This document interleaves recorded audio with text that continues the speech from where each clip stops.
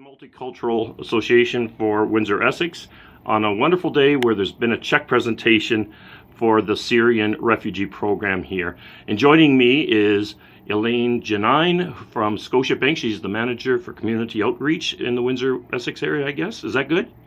Close enough. And of course, Kathy Thomas, who's the executive director of the Multicultural Association. So first of all, Elaine, tell us a little bit about this donation and how excited Scotiabank is to be able to do this. Oh, we're very excited to be here today.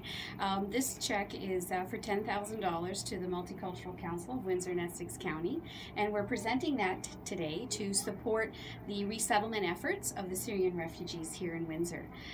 There's lots of, support for the refugees, but there's always some funding gaps, and this check will represent support to translation services, interpretation, transportation, childcare, things that really are at the grassroots level to help connect these refugees to the programs they need access to. Now this $10,000 coming to Windsor Multicultural Association is part of a bigger figure that Scotiabank has donated across the country. Can you tell us a little bit about that? Sure. Across the country in 36 communities, collectively, Scotiabank has donated $400,000 to those agencies that have been government-sponsored and recognized as resettlement agencies for the Syrian refugees. Well, that's great news. And Kathy, listen, it's got to be exciting. You don't See like my smile? You never like to turn down money, no, especially for a great organization in need such as what we're experiencing. Thank you. Yes, the Multicultural Council is a charitable not-for-profit agency, so it's really important that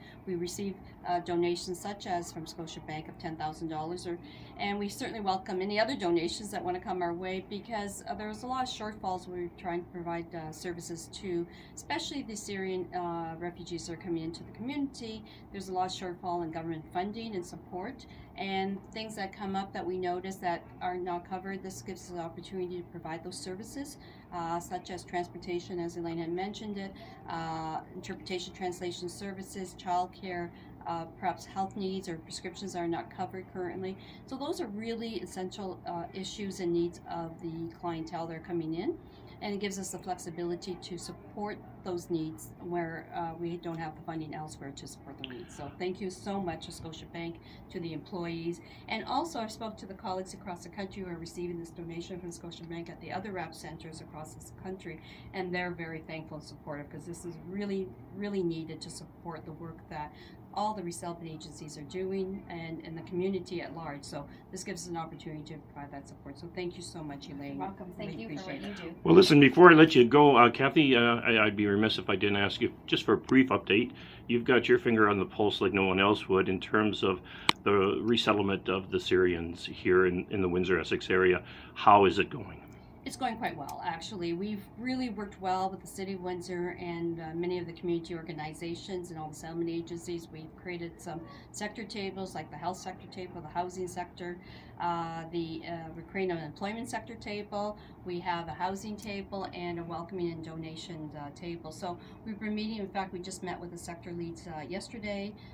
They've been very helpful in providing support. We had majority of the Syrians came in between December 29th.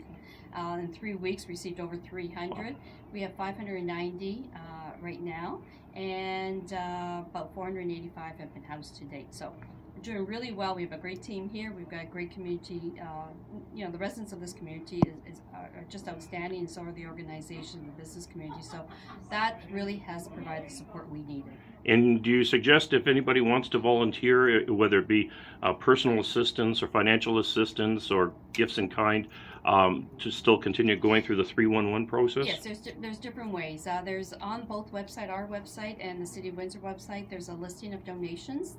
So where you can make a donation, if it's clothing or furniture, they have a listing of different agencies, because we certainly can't or have the room to take all the donations. We are taking financial donations, but any other clothing, goods, food, there's all the food banks listed, the Salvation Army, St. Vincent de Paul, Goodwill, they're all listed on the website, both the City of Windsor and the MCC.